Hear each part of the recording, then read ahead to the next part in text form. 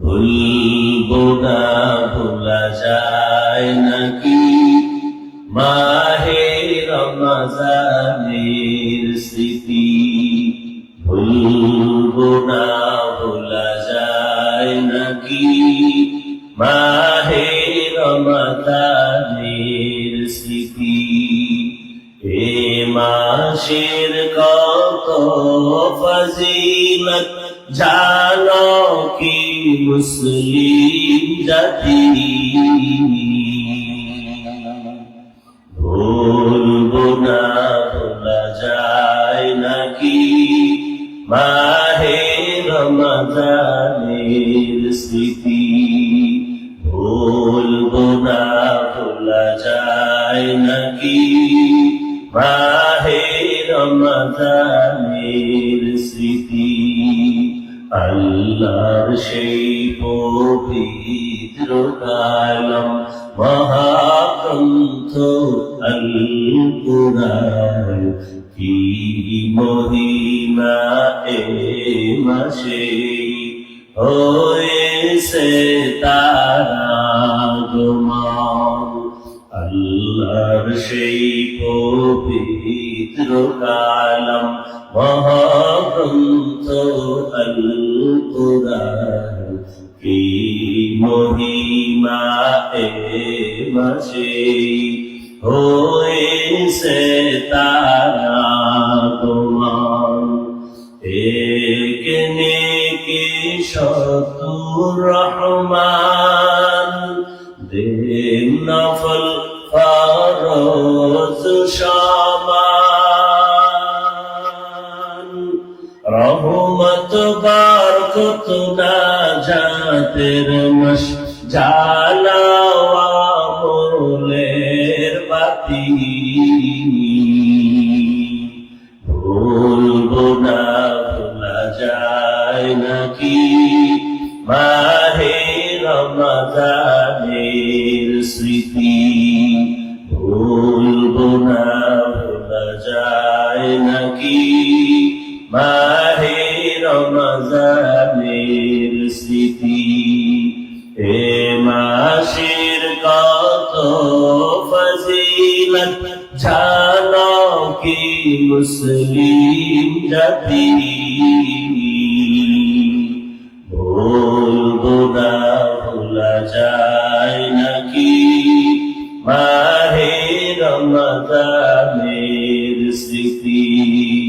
ভুলবো না, ভোলা যায় নাকি মাহে রমজানের স্মৃতি। বরকতের মাস, একটা ফরজ 70 গুণ রমজানের বরকতে বেশি। কেন এত সম্মান? আল্লাহ কোরআন নাযিলের মাস। দুনিয়াতে এজন্যই বললাম যত দিন আছে সবই দামি, তবে আরাফার দিন আরো দামি, জুমার দিন আরো দামি। যত রাত সব আল্লাহর দেয়া দামি, কদরের রাত আরো বড় দামি। জমিন আমার আল্লাহর সব দামি, তবে কোরআনের আলোচনার মজলিসের জায়গা বড় দামি।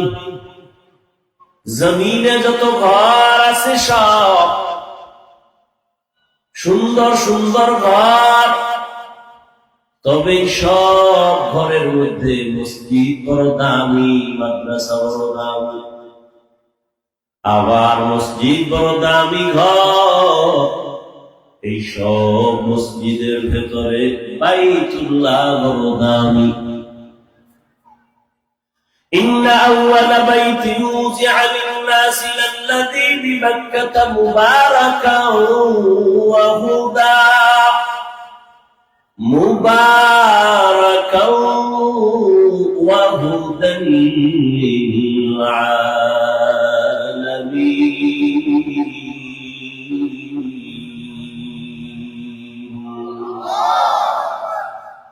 হেদায়েতের ঘর বাইতুল্লাহ, ইবাদতের ঘর। এমন সুন্দর একটা ঘর আল্লাহ বানাইছে, দুনিয়ার কোন ঘরের দিকে তাকাইলে সওয়াব নাই, কিন্তু বাইতুল্লাহর দিকে যতবার তাকাবেন অনবরত আমলনামায় সওয়াব। বাইতুল্লাহর সীমানার জায়গা বড় দামি। ওই সীমানায় বসে কেউ যদি একবার বলে আল্লাহ, সাথে সাথে তার আমলনামায় 1,00,000 বার আল্লাহ বলার সওয়াব এসে যাবে। আরো জোরে বলেন, আতিনা ফি দারে দুনিয়া না হাসান, আতিনা ফি দারে দুনিয়া না হাসান, আতিনা ফি দারে উকবা না হাসান, ইয়া গিয়াসাল মুস্তাগীসিন ইহদিনা ইফতিখারা بالعلوم والغنى ہر گوریدے نیک تو تیار ہے جو نہ مانگے اس سے تو بیزار ہے।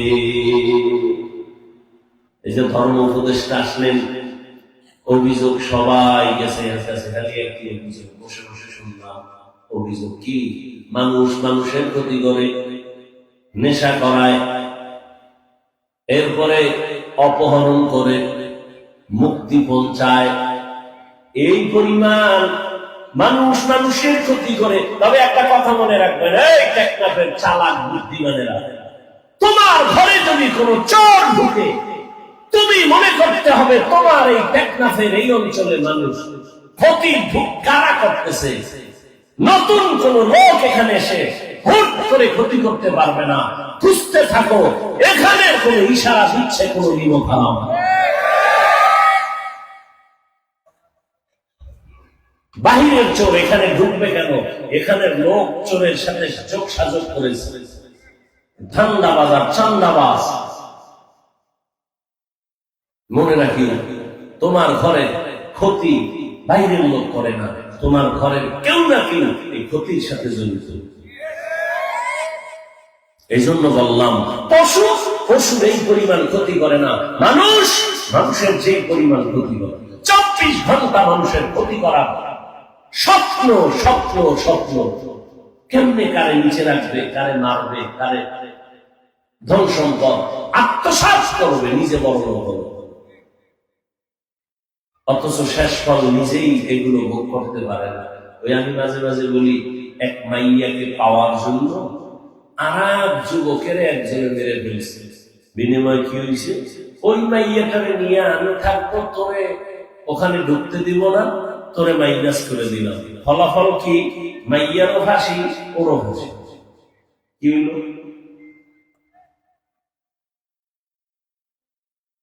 এই চিন্তাটা যদি করতো যে পরিণাম ফল তো জেলে যাইতে হবে, পরিণাম ফলে ফাঁসি হবে, তাহলে আমি ওরে মারবো কেন? আল্লাহ হেদায়েত দান করেন। আল্লাহ তাআলা বলেন, 24টা ঘন্টার প্রতিটি মুহূর্ত নূরের সৃষ্টি ফেরেশতারা আল্লাহর গুণগান করে। এরপর এরা শ্রেষ্ঠ না, একমাত্র মানুষ হলো বড় দামি। সারা দুনিয়ার সব মাখলুকাতের মধ্যে মানুষ বড় দামি, মর্যাদাবান। আবার এই মানুষের ভেতরে একে অন্যের তুলনায় আরো দামি। বলে কেমন? সারা দুনিয়ার মাখলুকের মধ্যে মানুষ দামি, আবার এই মানুষের মধ্যে যারা ঈমানওয়ালা তারা অন্য মানুষের তুলনায় দামি, আবার ঈমানওয়ালাদের মধ্যে যারা আমলওয়ালা তারা আরো দামি, আবার আমলওয়ালাদের ভেতরে যারা তাকওয়াওয়ালা তারা আরো আল্লাহর কাছে দামি, আবার এই তাকওয়াওয়ালাদের ভেতরে যারা বিনয়ী হয়ে চলবে তাদের দাম আরো বেড়ে যাবে। বলে কেমনে? এখনই তোমাকে ভালোবাসে 5 জন, তুমি আরো বিনয়ী হয়ে চলো, তোমাকে 5 লাখ মানুষ ভালোবাসবে। তুমি আরো বিনয়ী হয়ে আল্লাহরে আপন বানায় চলো, গোটা দেশের মুমিন তোমাকে ভালোবাসবে। আরো যদি বিনয়ী হও, এখন তোমাকে মুমিনেরা ভালোবাসে, এক পর্যায়ে দেখবা যারা মুমিন না তারাও তোমাকে ভালোবাসবে। যদি আরো বিনয়ী হও, আল্লাহর জন্য যদি নিজের ছোট মনে করে চলো, তাহলে আল্লাহ তাআলা আরো মর্যাদা বাড়াবেন। বলে কেমন? এখন তোমাকে শুধু মুমিন আর বেঈমানেরা ভালোবাসে এতটুকু না, ভালোবাসার পরিধি আরো বেড়ে যাবে। বলে কেমন? বলে জঙ্গলের প্রাণীও তোমাকে ভালোবাসবে। এখন তোমার কথা 5 জনে শুনে 5 লাখ শুনবে, দেশবাসী শুনবে, এক পর্যায়ে মর্যাদা আরো বাড়বে, জঙ্গলের প্রাণীও তোমার কথা শুনবে। এর প্রমাণ আছে না? আল্লাহ তাআলা এই বান্দাদেরকে এইভাবে মর্যাদা দান করেন। এই যে এত মানুষ এখানে বসে আছেন, এই মানুষগুলোকে আমি প্রায় সময় বলি টাকাওয়ালা টেকনাফের করে ধরি। এই মানুষগুলোকে যদি এক জায়গায় করতে চাইতে আসা যাওয়ার গাড়ি ফ্রি দেওয়া লাগতো, বসার জন্য ভিআইপি ব্যবস্থা, এরপরে নাস্তা, এরপরে আবার এতগুলো মানুষ নিয়ন্ত্রণের জন্য কত পুলিশ।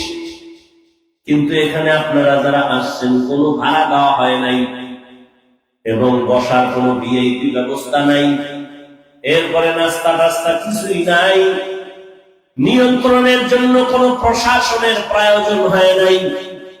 এরপরে আপনারা ঘন্টাকে ঘন্টা বসে আছেন।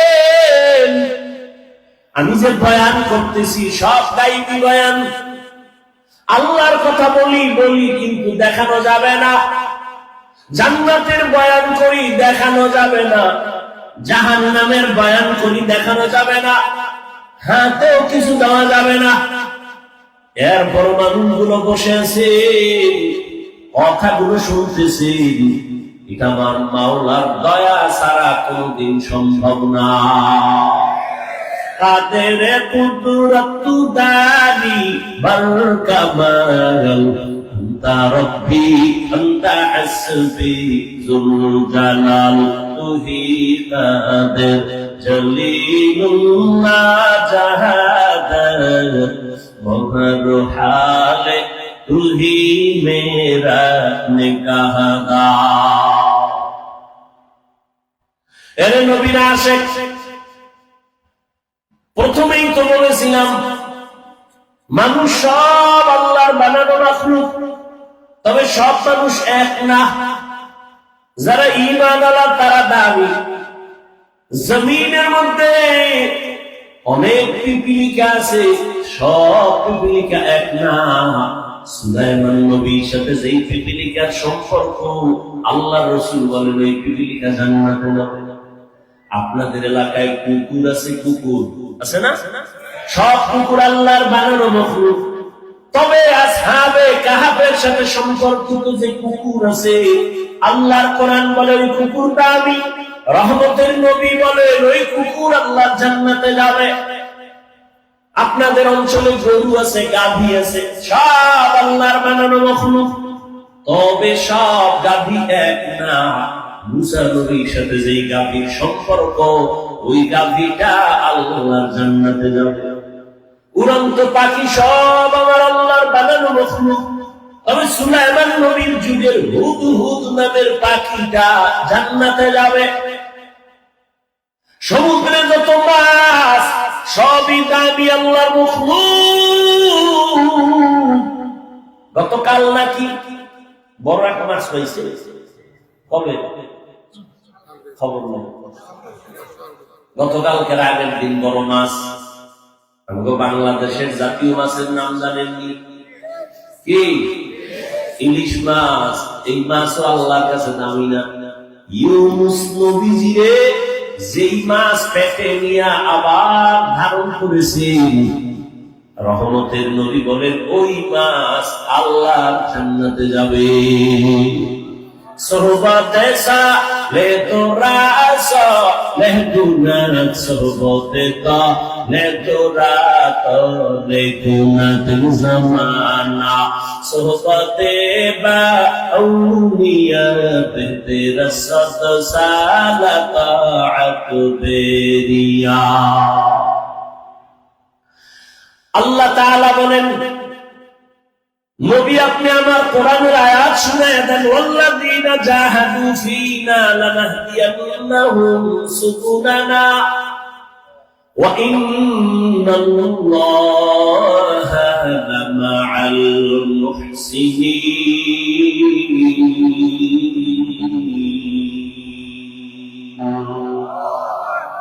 যারা চেষ্টা করবে আমি আল্লাহ পাওয়ার জন্য চূড়ান্ত ভাবে আমি আল্লাহ ওয়াদা করলাম তাদের সামনে অনেকগুলো রাস্তা খুলে দিব অনেক তাহলে বুঝা গেল বান্দার কাজ হলো চেষ্টা করা আস-সা'য়ু মিন্নি ওয়াল ইতমামু মিনাল্লাহ বান্দা চেষ্টা না করলে আল্লাহ দরজা খুলবেন না ইউসুফ নবীর জুলাইখা দরজায় তালা লাগায় দিয়ে এবার ডাক দিয়ে কয় জুলাইখা বলে ইউসুফ তুমি আমার গোলাম তোমার চারদিকে দরজা আটকায় দিছি আমার মনের আশাটা তুমি পূরণ করে দিবা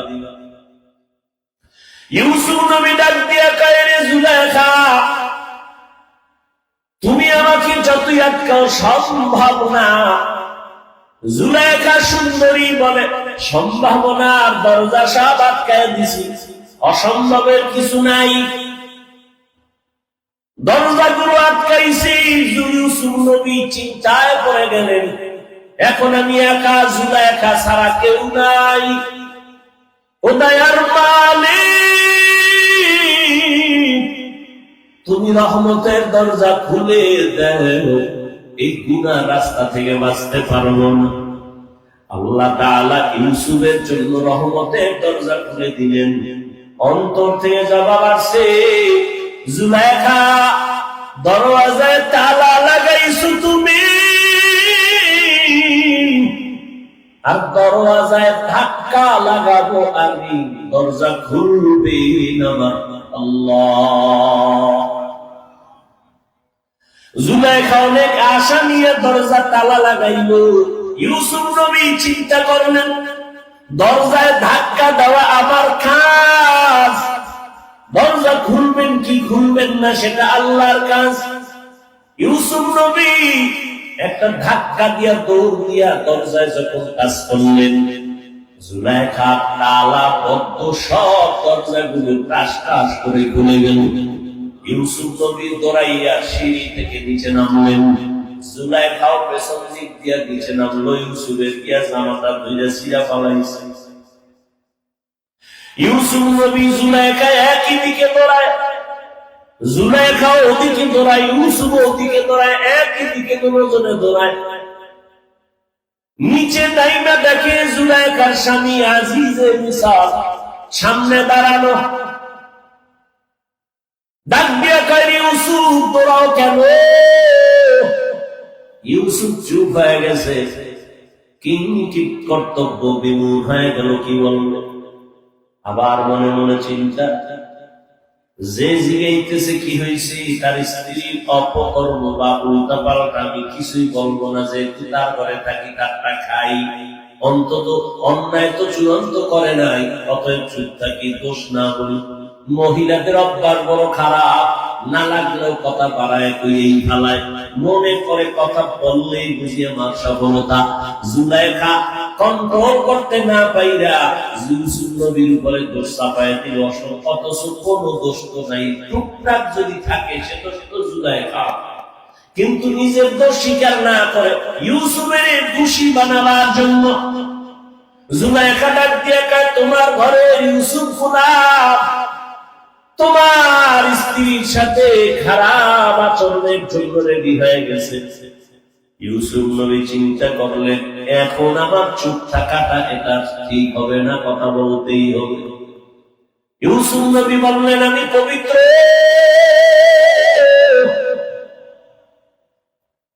যদি কোনো অপরাধ থাকে আপনার স্ত্রী জুলাইখা, আমার কোনো অপরাধ নাই। সাথে সাথে জুলাইখার স্বামী আজিজ মিশর বলে, ইউসুফ তুমি যে বলো তুমি পবিত্র, জুলাইখা দোষী, তার সাক্ষী দাও। বলে এখানে তো কোনো সাক্ষী নাই, কিন্তু আমার আল্লাহ ইউসুফের পক্ষে সাক্ষী রেডি করে দিলেন। এক মহিলা একটা দুধের বাচ্চা কোলে নিয়ে সামন দিয়া যায়, আল্লাহ ইউসুফ নবী অন্তরের মধ্যে জবাব দিয়া দিলেন। জবাব দিয়া কয়, জুলাইখার স্বামী, আমি ইউসুফ ভালো না খারাপ এটা আমি বললে যেহেতু তুমি মানবা না, আমার পক্ষে সাক্ষী দিবে দুধের বাচ্চা। জুলাইখার স্বামী বলে, বাচ্চা কি কথা বলতে পারে? ইউসুফ নবী বলে, জিজ্ঞাসা করার দায়িত্ব তোমার, কথা বলবে কি বলবে না, সাক্ষী দিবে কি দিবে না, সে দায়িত্ব ওই বাচ্চার। জুলাইখার স্বামী যখন ডাকবে, বাচ্চা বলো ইউসুফ দোষী নাকি জুলাইখা দোষী? বাচ্চা যদি ডাইরেক্ট বলে ইউসুফ ভালো, তো হয়ে যায়, কারণ বাচ্চা কথা বলতে পারে না। এটাও যদি বইলা দেয় তো সবাই বিশ্বাস করবে, কিন্তু না, বাচ্চাও একটা স্কেল দিয়ে দিছে, পক্ষ বিপক্ষ নেয় নাই। বাচ্চা কয়, আমি একটা স্কেল দিলাম, তুমি মাপ দিয়ে দেখো, ওই মাপে ভেজাল হলে ইউসুফ দোষী, ভেজাল যদি জুলাইখার মধ্যে হয় জুলাইখা দোষী। বাচ্চা ডাইরেক্ট বলে নাই যে ইউসুফ নির্দোষ, জুলাইখা দোষী। বাচ্চা বলে একটা স্কেল দিয়ে দিলাম, ইউসুফ নবীর গায়ের জামা, এটাই হলো সত্য মিথ্যার স্কেল। ইউসুফের জামাটা যদি সামন দিক থেকে সেরা থাকে তো ইউসুফ দোষী, আর পেছন দিক থেকে যদি সেরা থাকে তো জুলাইখা দোষী। বাদশা তাকায় দেখে ইউসুফ নবীর জামাটা পেছন দিক দিয়ে সেরা, বুঝেই কর মহিলা ওর ভেজা। জুলাইখা, ব্যস্ত লাগাইছ, তোমাদের এই পেঁচগোছ বড় খারাপ, চিল্লা চিল্লিও করা যায় না, মানুষের হলে উপায় কি? তো যে কথা বলতেছিলাম, চেষ্টা করা বান্দার কাজ। আস-সাইয়ু মিন্নি ওয়াল ইতমামু মিনাল্লাহ। ও বান্দা, তুমি আল্লাহকে ডাক দাও, তোমার দায়িত্ব, জবাব দেওয়ার দায়িত্ব আমার আল্লাহর। বান্দা তুমি আমার আল্লাহকে ডাকো। একটা বাচ্চা মাকে যদি না ডাক দেয়, মায়ের ভিতরে মায়া বাড়ে না, এক হাতে তালি বাজে না, বিনা বাতাসে পানি নড়ে না। ঠিক বাবা, নিজের চেষ্টা যদি না থাকে অন্য দিক থেকে পূর্ণতা আসে না। আল্লাহ তাআলা বলেন, চেষ্টা করো, আমি আল্লাহ তোমার চেষ্টা দিয়ে তাকাইয়া একটা না দুইটা না অনেক দূরের রাস্তা খুলে দিব। বান্দা তুমি দৌড়াইতে থাকো, আল্লাহর মুহাব্বতের পথে দৌড়াও, আমি আল্লাহ তোমার জন্য রাস্তা খুলে দিব। বান্দা যখন চেষ্টা চালাইতে থাকবে, একটা বাচ্চা মাকে মা মা বলে ডাকে, মা জবাব দেয় না, কারণ বাচ্চাটা আম্মু করে ডাকে, মা শুইনাও ডাকের সাড়া দেয় না। কেন? মা চায় আমাকে যতবার আম্মু বলে ডাকবে তত আমার কলিজা ঠান্ডা হবে, আমারে যতবার মা বলে ডাকবে আমার দিনটা মজা লাগে, কারণ মা ছাড়া বুঝানো যাবে না সন্তানের মা ডাকে কেমন মজা। সন্তান মা বলিয়া ডাক দিলে মায়ের কলিজায় যে কেমন মজা লাগে, এটা মা ছাড়া বুঝানো যায় না। ওই সন্তান একবার মা বলে ডাকে, বাচ্চা মা মা বলে ডাকে, মা জানে শুনে তারপর জবাব দেয় না, কারণ মা চাইও আরো ডাকবে, আমার মায়া আরো বাড়বে। এক পর্যায়ে যখন বাচ্চা মায়ের সাড়া পায় না, তখন ডাকতে ডাকতে কান্না শুরু করে। যখনই বাচ্চাটা কান্না শুরু করে, চুম্বকের মতো মায়ের কলিজায় মোহাব্বতের আগুন। মা তখন কাজ ফালাইয়া দৌড়াইয়া বাচ্চাটারে কোলের মধ্যে দিয়া শুয়ে। কাদা গায়ে লাগানো, মাটি লাগানো চিন্তা করে না। বাচ্চার মোহব্বতের মধ্যে মা পড়ে গেছে, তখন বাচ্চার গায়ে ময়লা আছে কিনা চিন্তাও করে না, উঠাইয়া করে নেয় মোহাব্বত, ভালোবাসা। আমার আল্লাহ কয়, বান্দা আমি আল্লাহর ছেলে নাই মেয়ে নাই, আদর করে বানাইছি মানুষ। লাম ইয়ালিদ ওয়া লাম ইউলাদ, আমি আল্লাহ কাউকে জন্ম দেই নাই, কারো থেকেও জন্ম নেই নাই। ও বান্দা, আমি আল্লাহর ছেলে নাই মেয়ে নাই, আমাকে আব্বু বলে ডাকবে। আমি আল্লাহর স্ত্রী নাই যে স্বামী বলে সম্বোধন করবে। আমি আল্লাহর মা নাই বাবা নাই, আমার ছেলে বলে সম্বোধন করবে, সন্তান বলে ডাকবে। আমি আল্লাহ ওয়াহদাহু লা শারীকা লাহ, আমি আল্লাহ আমি আল্লাহ বড় আদর করে বানাইছি, বড় মায়া করে বানাইছি মানুষ। ও বান্দা, তোর জন্যই তো জমিন বানাইলাম, তোমার জন্যই তো আসমান বানাইলাম, তোমার জন্যই তো সূর্যের আলো চাঁদের আলো।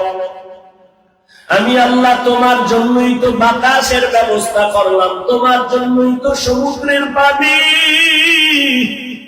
তোমার জন্যই তো মাছ, তোমার জন্যই তো গাছ, তোমার জন্যই তো বাতাস, তোমার জন্যই তো ফসল আর গাছের ফল। ও বান্দা, সব আমি তোমার দেওয়ার কারণ। আমার ছেলে নাই মেয়ে নাই, বড় আদর করে তোদের বানাইছি। ওরে একটা বাচ্চার ডাক শোনার জন্য মা যেমন পাগল, ওরে আমি আল্লাহ তোরে বানাইয়া দুনিয়ায় পাঠাইয়া আমিও চাইতে আমারে মাঝে মাঝে আল্লাহ বলে ডাকবি। তোর মাকে তুই মা বলিয়া ডাকো, বাধা নাই, বাবাকে বাবা বলে ডাকো, বাধা নাই। কিন্তু আমি চাই তুই মাঝে মাঝে আমাকে আল্লাহ বলে ডাক দিবি। ওরে তোর একটা মা ডাকে যদি মায়ের কলিজা ঠান্ডা হয়, তোর বাবা ডাকে যদি বাবার কলিজা ঠান্ডা হয়। ওরে আমি আল্লাহর কি অপরাধ বল? আমি আল্লাহকে কি তুই একবার আল্লাহ বলে দিতে পারো না? আমি আল্লাহ তোর জিহ্বাটার দিয়ে তাকায় থাকি, কখন আল্লাহ বলে ডাক দিবি। ওরে ওই মা বাবার যত মায়া, এর থেকে আমি মাওলার মায়াতে 99 গুণ বেশি। ও বান্দা, তুই গুনাহ করছো, হাতের গুনাহ, চোখের গুনাহ, পায়ের গুনাহ, জবানের গুনাহ, অন্তরের গুনাহ।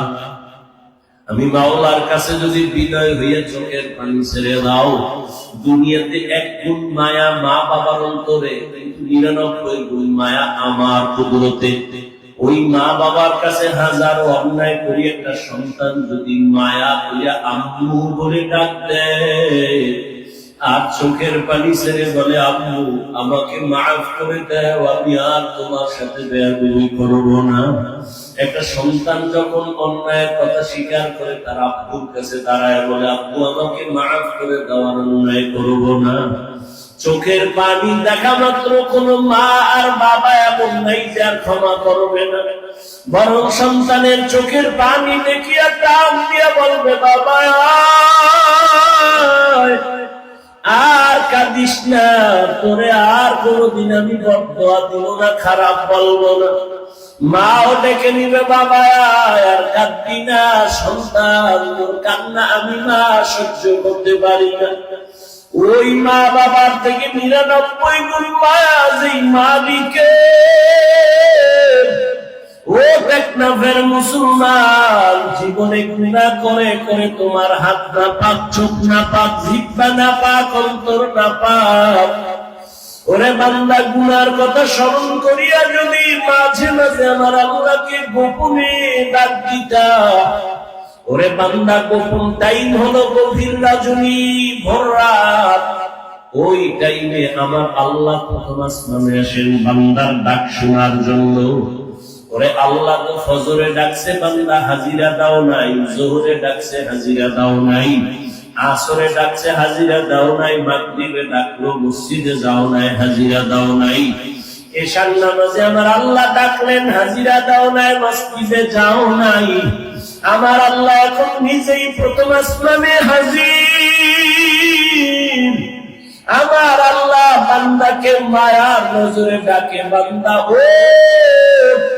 আসমান এখন ঠান্ডা, জমিনও ঘুমায়, নদীর মাছ নীরবে ঘুমায়, গাছের ডালের পাখিরাও ঘুমায়, জঙ্গলের প্রাণীরা ঘুমায়। গভীর সময় তুমি নিরিবিলি আমাকে উঠা ডাক দাও। যদি বান্দা 2 ফোঁটা চোখের পানি ছেড়ে ভোর রাতে আমার মালিকের ডাক দাও, হে আল্লাহ, আমার মতো গুনাহগার আর কেউ নাই। যদি চোখের পানি ছেড়ে মায়া লাগাইয়া আমার আল্লাহকে ডাক দেন, আমার আল্লাহ মুহূর্তের ভেতরে তোমার জীবনের সব গুনাহ মাফ করিয়া বলবেন, ও বান্দা আর কান্না করবি না, আমি তোমার সব গুনাহ মাফ করে দিলাম। ও আল্লাহর বান্দারা, ও আমার যুবক বাবারা, ও বৃদ্ধ বাবাজিরা, ও পর্দার আড়ালের মা বোনেরা, দুনিয়াতে আসার পরে এমন এক সময় চাইলেও হাঁটতে পারি নাই, কথা বলতে পারি নাই। জীবনের শুরুটা ছিল কান্না, কান্না আর কান্না। আমি হাঁটতেও পারি না, আমার ক্ষুধা লাগছে, মাকে বলতে পারি না আম্মু আমার খানা দাও। আমার তখন শুধু কান্না ছাড়া কোনো পুঁজি নাই। আমার বাথরুমের প্রয়োজন বলতে পারি না আম্মু আমাকে বাথরুমে নাও। ও টেকনাফের মুসলমানের একটু চিন্তা করিও, পশুকে আল্লাহ চিন্তা করার মতো মেধা দেন নাই, মানুষ একটু চিন্তা করো রে বাবা। ওই শিশুবেলার কথা ভুলিয়া যাইও না। তোমার শুধু কান্নার কারণে মা তোমার জীবনের সব আশা পূরণ করেছেন। তুমি শুধু কান্না করতা, মা বুঝা বুঝা খানার প্রয়োজন মিটাইতেন। তুমি কান্না করছো, মা বুঝতে পেরে তোমার বাথরুমের প্রয়োজন সমাধান করতেন। তোমার শুধু কান্নার আওয়াজ, মা তোমার ঘুমের আয়োজন করেছেন। একটা কান্না দিয়া যদি মায়ের থেকে সব দাবি আদায় পূরণ করতে পারো, ওই মায়ের থেকে আমার আল্লাহর মায়া কি কম। ওরে আমার মাওলার কাছে যদি বান্দা বিনয়ী হইয়া চোখের পানি ছেড়ে দাও, আর আমার আল্লাহকে যদি বলো, হে মালিক, জীবনে তোমার দেওয়া নিয়ামত, পানি, বাতাস, চাঁদের আলো, সূর্যের আলো সব ভোগ করিয়া তোমার হুকুম মানতে পারি নাই, গুনাহ করে ফেলেছি। গুনার কারণে আমার হাত না পাক, চোখ না পাক, অন্তর না পাক। আজকে থেকে তওবার নিয়ত করে ফেললাম, আর জীবনে গুনাহ করব না, দয়া করে মাফ করে দাও। আমার আল্লাহ বান্দাকে আর ক্ষমা না করে পারেন না। আল্লাহ ঘোষণা দেন, উদউনি আস্তাজিব লাকুম। বান্দা তুমি আমাকে যখন ডাক দাও আমি জবাব দিয়া দেই, অর্থাৎ আমি তোমার জবাব দেওয়ার মানে তোমাকে মাফ করে দেই। আমি আর তোমার জীবনে কোনো গুনাহ আমল নামায় বাকি রাখি না। ও আমার যুবক বাবারা, কয়দিন বাহাদুরি করবা যৌবনের? চোখের সামনে তাকাইয়া দেখো, করোনার ভেতরে যুবকের লাশ, পানির নিচে যুবকের লাশ, ঘুমের বিছানায় যুবকের লাশ। কয়দিন আর যৌবনের বাহাদুরি করবা? চোখের সামনে কত আপনজন চলে গেল, এখনো কি তওবা করবা না? মনের আশা পূরণ করিয়া তো গুনাহ কম করো নাই, দাড়ি কম কাটো নাই, বেপরদায় কম চলো নাই, মা বাবার সাথে বেয়াদবি কম করো নাই। এখনো কি তওবা করবা না? আল্লাহর কাছে তওবা করো। তোমার মতো কত যুবক এখনো আছে জেনারেল লাইনে থাকে, চাকরি করে, ব্যবসা করে, লেখাপড়া করে, নামাজ ছাড়ে না। বলো তুমি কেন পারবা না? RAB, army, police, BDR, doctor, professor, engineer, নামাজি, দাড়িওয়ালা অভাব নাই। বলো তুমি কেন পারবা না? নদীর মধ্যে মাছ ধরে, জমিনে কৃষি কাজ করে, নামাজ ছাড়ে না, রাস্তায় গাড়ি চালায়, নামাজ পড়ে। যুবক তুমি কেন পারবা না? এখনো সময় আছে, তওবা করো। জীবনে মরিয়া গেল আর নামাজ ছাড়বা না, দাড়ি কাটবা না, বেপরদায় চলবা না, মা বাবার দোয়া নিয়ে চলবা, উলামায়ে কেরামের পরামর্শ নিয়ে চলবা। কারণ মা বাবার দোয়া ছাড়া সন্তানের সফলতা জীবনে আসবে না। ও পর্দার আড়ালের মা বোনেরা, আপনাদের মর্যাদা, জীবন কত ধন্য। আপনারা নবীদের মায়ের মতো দামি মা, সাহাবায়ে কেরামদের মায়ের মতো দামি, আপনারা হাফেজে কোরআনের মায়ের মতো দামি মা। আপনাদের এত মর্যাদা আমার আল্লাহ দান করেছেন। খাদিজা রাদিয়াল্লাহু আনহার মতোই তো আপনারা নারী, ফাতেমা রাদিয়াল্লাহু আনহার মতো নারী, আয়েশা রাদিয়াল্লাহু আনহার মতো নারী, ওরে ইসমাঈল নবীর মা হাজরা আলাইহিস সালামের মতো নারী। আপনারা তো ঈসা নবীর মা মারিয়াম আলাইহিস সালামের মতো নারী।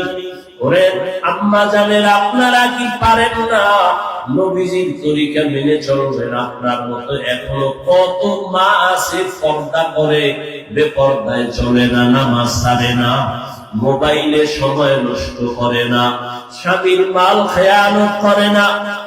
মোবাইলে সময় নষ্ট না করে স্বামীর মাল হেফাজত করে, নামাজ পড়ে, দোয়া করে, সন্তান গুলো আদর্শওয়ালা বানানোর মেহনত করে। সন্তানটাকে চাকরিজীবী বানাবেন, ব্যবসায়ী বানাবেন, ডাক্তার বানাবেন, বাধা নাই। তবে সন্তান যেন নবীর আদর্শের বাইরে চলে না। মা বাবা, মুরব্বী, শিক্ষক, আলেমদের বদদোয়া যেন না নেয়। আপনি মা যদি অন্তর করে দোয়া করেন, চেষ্টা করেন, সন্তান আদর্শওয়ালা হওয়া সম্ভব। আপনি মায়ের চোখের পানি আর দোয়া বড় দামি সম্পদ।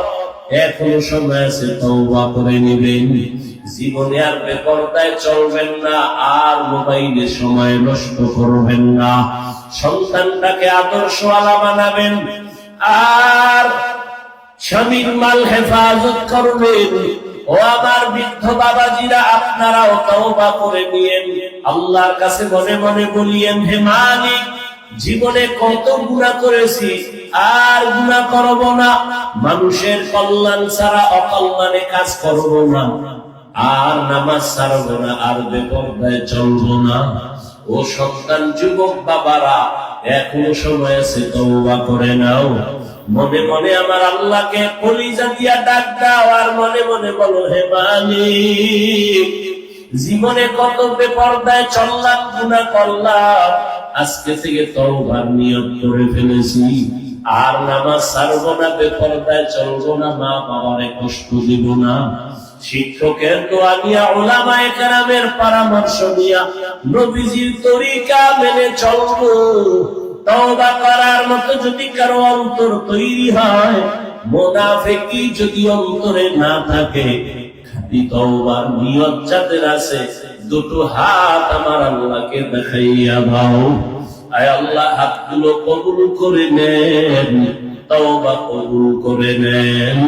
তওবার উপরে মজবুত হইয়া আমাদের চলার মতো তৌফিক দান করেন। আমিন।